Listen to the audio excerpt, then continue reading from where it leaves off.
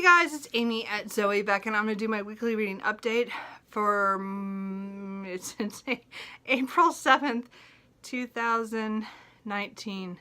Anyway, so it's Sunday morning. I just drove home from my parents who live about an hour and a half away, so I'm a little out of it. I just been in the car. I'm in a really weird mood, I must say. So we're going to see how this goes. It'll probably translate that way. I'll explain in a minute. Anyway, so I'm going to go through the books that I'm in the process of reading. I didn't finish anything this week. And then I'll say what I'm kind of thinking for this next week. We'll see how this goes. So, here's going to be a little ranty part of this. And this is one of those instances where it's a book a lot of people love, or at least a series a lot of people love, and a lot of people like the first book, and I'm struggling, and I had to actually put this book down. I think it was Thursday. I was so getting angry that I had to set it down, and I want to finish it. I am 90 pages from the end, and I just couldn't do it. So I'm not sure what I'm going to do. This might be one where I read or skim it just to find out what happens, because I have some weird complaints about this, and this is so sad because I know a lot of people love this. So this is going to be an unpopular opinion, and again, this is just me. So I'm having trouble reading Dissolution by C.J. Sansom. Anyway, I'm having trouble with this book. I love the historical elements. I love hearing about this period because I don't know. I mean, it's one of those periods where I heard about. Again, this takes place during Henry VIII's reign, after he's, broken off with the Pope, and so he could have his divorces. And they're right now, the monasteries are all being taken over, or changed, and all the churches, everybody's not supposed to be Catholic. They're supposed to be Church of England, kind of thing. Anyway, so. I mean, there's a lot more to that. Sorry, I'm just kind of actually, that part is all cool because I'm learning stuff that I kind of knew about, but not to that detail. So that's great. I like seeing the inside of a monastery. That was neat. I think the mystery itself, because the main character, Matthew Shardlake, is a lawyer who works for Cromwell, and he is sent down there to figure out why one of the agents for Cromwell was murdered. Got his head chopped off, and so he goes down there with his, I would say his ward, or Mark, and they go down there to kind of solve the mystery, and also to kind of push the monastery to sign over to the king or something. So anyway, I'm not going to go too much into that, but the point is that, okay, so the mystery is great, the history is great, all that is great. Atmosphere is great. I would say the writing is good as well. I think it's really fair. I really enjoy that. But I have real troubles with the main character. This is a first-person narrative, so there's always a trickiness to that because, again, as a writer myself, I write a lot of first-person stuff, so he's doing first-person correctly. That's not the problem again. But Matthew Shardlake is not that likable to me. I'm having a lot of trouble, and I do tend to like likable characters better than unlikable characters.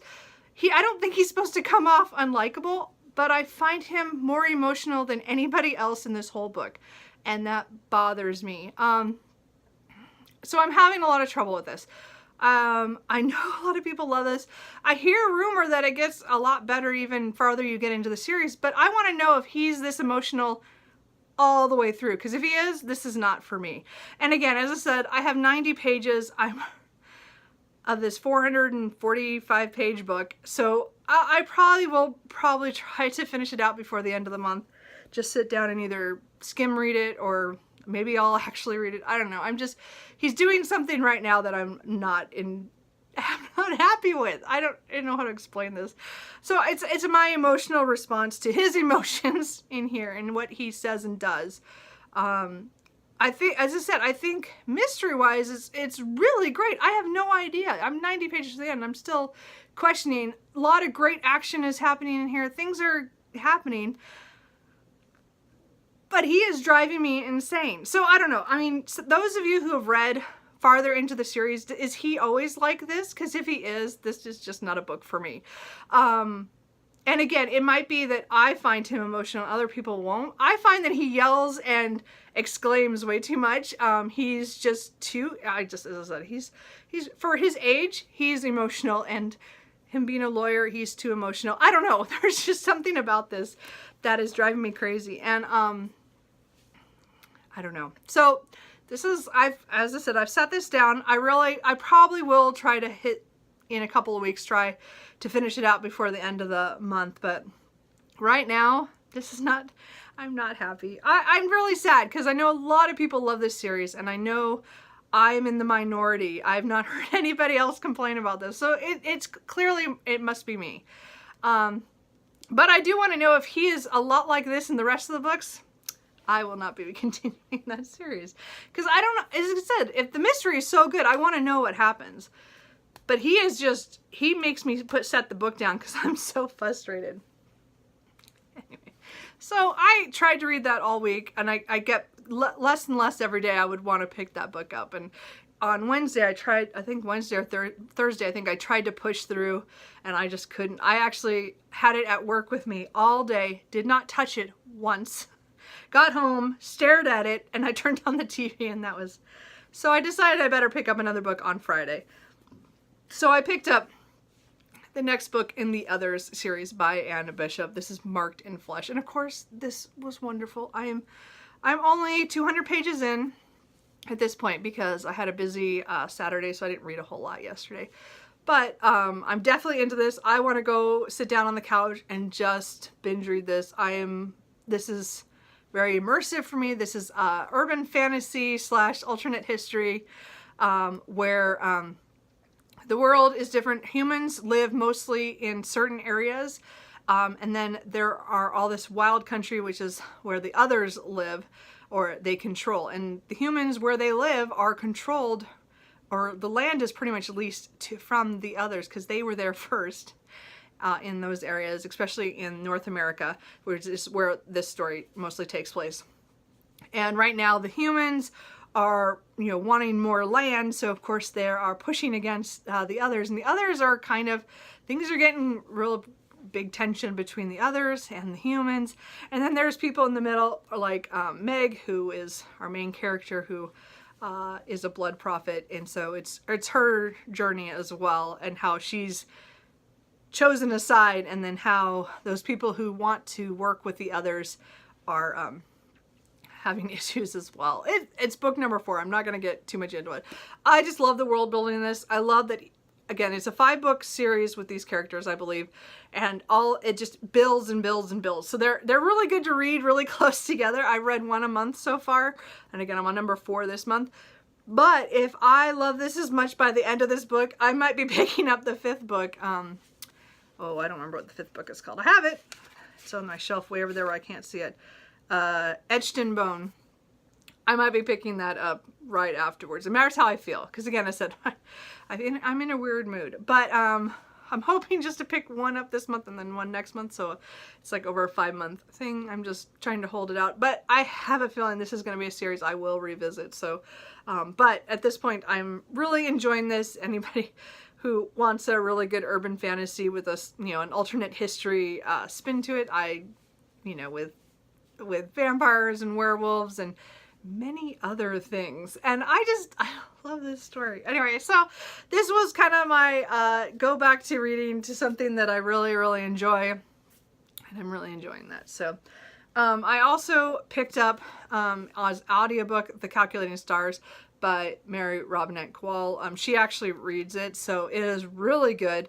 I've only listened, I'm about 100 pages into it, so I'm only about a 5th of the way through. I think it's like 400 and, well, no, I guess I'm about a quarter of the way through now. It's really good. The first part is so hard to read because what it's talking about is an alternate history where a meteorite hits the Earth by Washington, D.C. and pretty much wipes out most of the eastern seaboard. And then my cat's going to scratch on the chair. Hey! No! Cooper! And then it's she and her husband are main characters of, it's first person from Alma's perspective, and she was, this is in 1952, alternate history, and she had been a pilot during the war. So it's really good. As I said, so far I've only read about 100 pages, and I'm listening to an audio. I got it as a daily deal, I think. And she reads it, and she reads it so well. So I'm really, really enjoying this. So I will probably be listening to this in my car this week. I didn't listen to it today. I'm in a weird mood. I listened to it yesterday, and it was really emotional for my drive down to my parents' house. But on my way back, I'm like, I can't handle that right now. So yeah, that's Cooper. So I didn't listen to it today, but I'm hoping to start this in my car, return to it on Monday and just listen to it during the week. It's, not a super long audiobook, but I do want to get through this. So I still have 300 pages left to go. And that's a Cooper. Anyway, so I am enjoying that. And then I didn't pick up Sylvia Plath this week. Just, as I said, I had a really weird reading week because I was having issues with the other book, which the name went down. Anyway, Dissolution. I had so much trouble with that, and I just couldn't pick this up. So this week I'm hoping to pick up at least a little bit. I'm still only on like page 21. 21. So I only read a couple of pages. Maybe it was this week or last week, so not very many. So, well, I'm going to be working, as I said, I'll be working on this forever, but I'm figuring out that. And then I'm just going to show these because I'm taking them back to the library today. I am going to kind of flip through these because I'm not going to read them carefully. They're just for fun. But I got a couple of the Middle Earth art books. So I have a Middle Earth Traveler, which is Sketches from Bag End to Mordor and this is by John Howe. So I will, as I said, I think I showed some of these before, but I'm just going to go through them. They're due to the library. And somebody wants that book. I also have the artwork of Lord of the Rings, The Fellowship of the Ring, so I will look through that. And as well as the art of the Lord of the Rings. So these are, as I said, I'm just going to go through them. I don't have time to read everything, They were just for fun to look at. Anyway, I just kind of want some more books to go through, and those are ones I thought of a couple weeks ago, and then I asked for them, and then they came in, and then I haven't touched them. So, but they're due today, so I'm gonna take them and then read those. So that is it. It's a weird reading week. Anyway, I don't know how to explain better about what happened with that other book with Dissolution. Sorry. And if you have any comments about that, I would really appreciate it. If he changes or gets better, I don't know. I don't know. It's really hard when you like how the mystery is and the setting and everything, but the main character, if I don't connect with the main character, I have trouble, and I just find him emotional. Anyway, I don't know. It might just be me, as I said. So anyway, that's my reading this week. Hopefully in the next week I will get a lot done. I will be putting up later this week a Tome Topple TBR. I picked out one book for sure I'll be reading, but I'm not sure if I'm going to do an audiobook at that time. It matters, if I finish this audiobook, first that might carry over.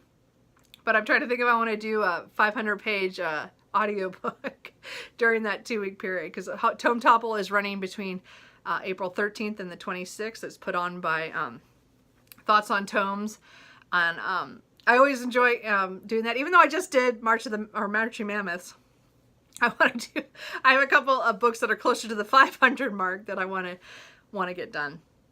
So we'll see. I'm not sure about if I'm going to do 2 books or I'm just going to do one. I might just do one, and my reading is going to be weird this month. I think I'm not super focused. And I think there's a problem there, and I don't know if it's the books I'm picking up or not, but I really just feel like whatever I planned is probably not going to happen.